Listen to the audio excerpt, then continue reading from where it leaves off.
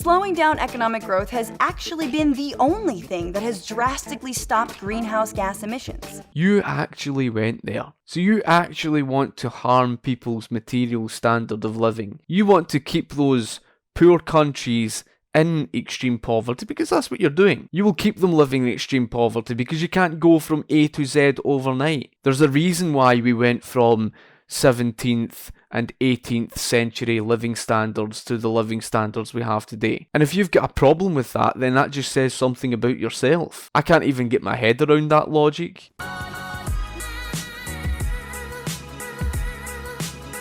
The only thing in the last 40 years that has measurably reduced global greenhouse gas emissions is reductions in economic growth. When the Eastern Bloc collapsed in the early 90s, that led to global emissions reductions. He's right.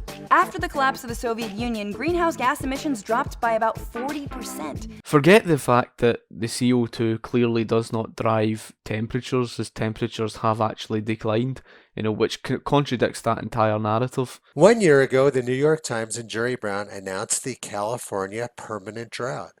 That was right before California's wettest winter on record. The past year has been very wet in California and much of the West. It's almost like Jerry Brown and the New York Times don't know what they're talking about. In fact, there's been no trend in California precipitation since the start of records in 1895. Bloomberg, Brown, and the New York Times believe that California is getting drier, but data from NOAA shows that their belief simply isn't true. And if we go back 40 years ago, the New York Times and Jerry Brown were saying exactly the same things about California drought. Only difference was they blamed it on global cooling back then instead of global warming.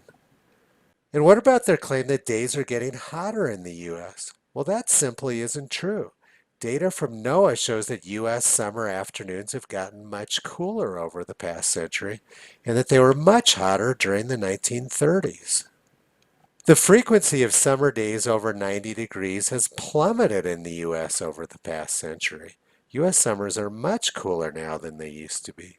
And the percentage of the U.S. to have hot weather has also plummeted over the past century. Apparently, people not eating meat because of the high prices had a lot to do with it. It was nothing but veggie borscht for them. And to think now it's way less painful to avoid eating meat with things like the Impossible Whopper, which I will try as soon as I stop being afraid of it. How does it bleed?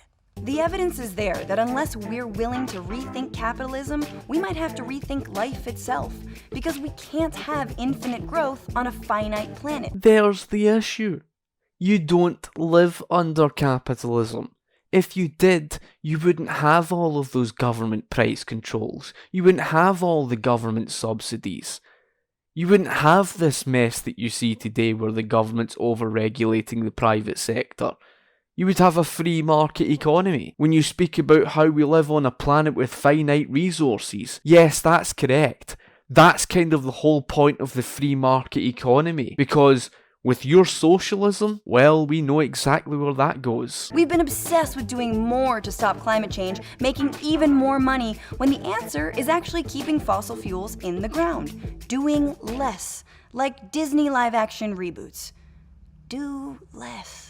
Less extraction of oil, less production, fewer or no yachts for the DeVos family. Renewable energy, solar and wind, can replace coal, gas, and oil, but we still can't keep endlessly producing and consuming. You wish to turn to that of inefficient crap like that of these wind turbines that's actually, and this is the contradictory part, right?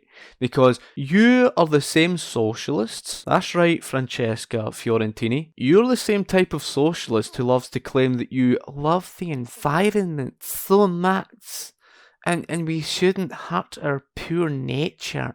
We love nature so much, yet you love it so much that bald eagles, or whatever the type of eagles that you've got over there in the United States of America, were dying by the hundreds, being killed by these wind turbines. And it's no different to the Scottish National Party, who, as if it wasn't bad enough with these wind turbines in Scotland, and by the way, those wind turbines have to be switched off, they're that inefficient during high winds because they catch fire. Here we have Bass Rock in Scotland. Bass Rock is home to the world's largest seabird population, and typical of government, like all governments do, they destroy everything on the planet through their intervention. All this rhetoric that you're hitting out with about these wind turbines, and there was even damage to these solar panels. Along came a big disaster.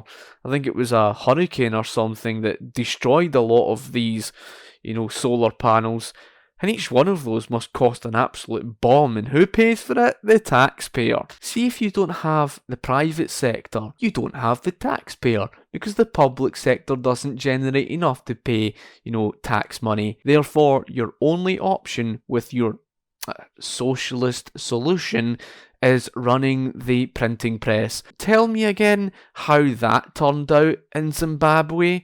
Tell me again how that turned out in Chile. Tell me again how that turned out in Venezuela. Ah, that's right. Hyperinflation.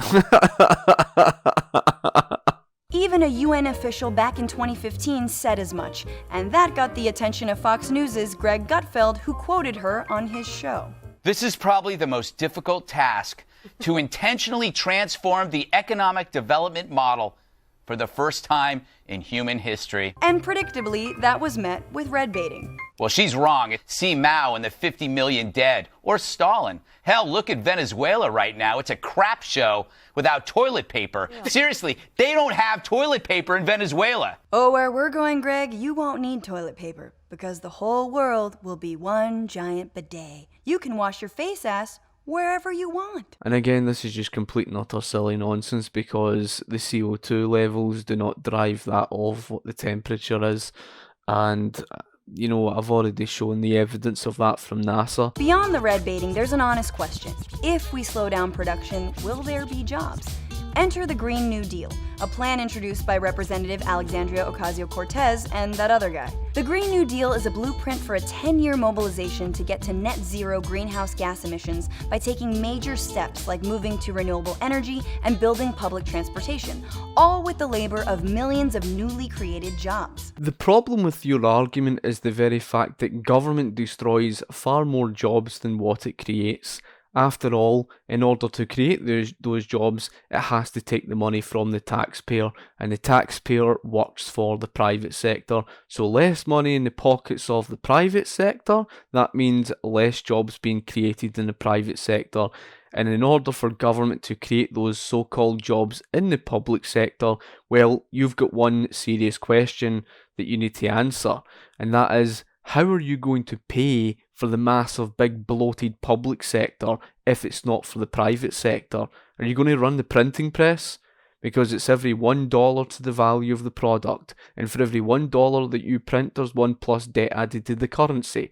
The more that you print in circulation, the lower the valuation of the currency. That drives inflation through the roof, until eventually where people lose faith in the currency. I wonder what that sounds like again. Ah, that's right, Venezuela. This is a call to reorganize and to make sure that we are fighting for a just economy, for a just society, a just environment, and a just future for the United States of America and the world. Sorry, having an ASMR moment. Yeah, Alexandria. Go tell that one to the Venezuelan people who are eating out of fucking... go tell that to them eating out of garbage. Honestly, go tell that to them rummaging through bins. I don't know what planet you seem to live on. A just economy? How's it just? How's controlling prices above or below market value just? If you destroy the information of price signals, how's that just? The consequence of people such as yourself having a great deal of ignorance towards the study of economics, it leads to disastrous consequences. And those disastrous consequences you're seeing in Venezuela today. And whenever there's a plan for massive public investment and putting people over profit, it scares the 1% and their mouthpieces a whole lot. When you say that people over profit, anybody who says that has never even studied prices in their life. Profits are driven by the people. And what are profits? Profits are what resources you're going to use more of. Profits are how much is going to be produced. Profits are the information of where you're going to allocate the resources and, of course, what you're going to invest more in. Profits also tell the market what you're going to produce more of and how it's going to be transported in terms of the resources. So see, if you take profits and fling it out the window, how then do you know how much you're going to produce? How then do you know what resources you're going to use? After all, there's 1,000,000,001 different wooden products out there in the market. So you're going to need to know where you're going to allocate those resources. You can't just guess. After all, this contradicts your entire narrative about waste. Profits that tell you the information of what people want, and losses are telling you in the market what people don't want. So if you get rid of that, how the hell are you for the people? You're not. You just don't understand economics. They went looking for an issue that would justify a hostile takeover of the economy. Climate change seems scary, so they went with that. Oh my God. Tucker Carlson would rather human civilization die than live in a more equal country. It's rather magical that you say that Tucker Carlson would rather have people die, given the history of socialism where countless millions have died of starvation as a result of the centralisation of agriculture. Also, note what's going on just to his right. Yeah, those are updates on an abnormally large hurricane off the Gulf Coast. I love how there's an infiltrator at Fox fighting the machine from the inside, and it's the weather. It will be hard to rein in emissions and capitalism for that matter, but it is possible. We must try. With your help, with your insistence, with your organizing, with your demands, with your voting, with your mobilizing a broader electorate than we have ever seen before in American history, we do not have to go down that path. It's too late to stop some climate chaos. We're living it. But are we going to die from the things we love, no matter how humiliating? Will we be the David Carradine of civilizations? Or are we going to get real about real solutions? It's not a problem that they have these products. The problem is the inefficiency, and that's not to blame on capitalism. That's to blame on you socialists who seem to think that you can control prices above or below market value, causing the very misallocation of valuable scarce resources that Ludwig von Mises argued in 1920 in the first place. There's time, but we can't do it by just pissing around at the margins of the problem. We've got to go straight to the heart of capitalism and overthrow it. In other words, wouldn't we rather be red than dead? One would only have to turn to that of your own history and look back before that of the United States and see that in Jamestown in 1607 in the Virginia colony, despite having a large quantity of seafood surrounding them, deer and turkey to go and fetch for food, as well of course fertile soil to grow their own food, even the hardest working of people lost the will to live and died due to starvation and disease. There was 103 Jamestown settlers, in other words pilgrims, that settled into Jamestown, and within the space of 6 months, despite having all of that food, most of them died due to starvation and disease. Only 38 survived. They then resettled another 500 into Jamestown, into that Virginia colony, and another 440 of them died due to starvation and disease. Sir Thomas Dale was sent over from Britain.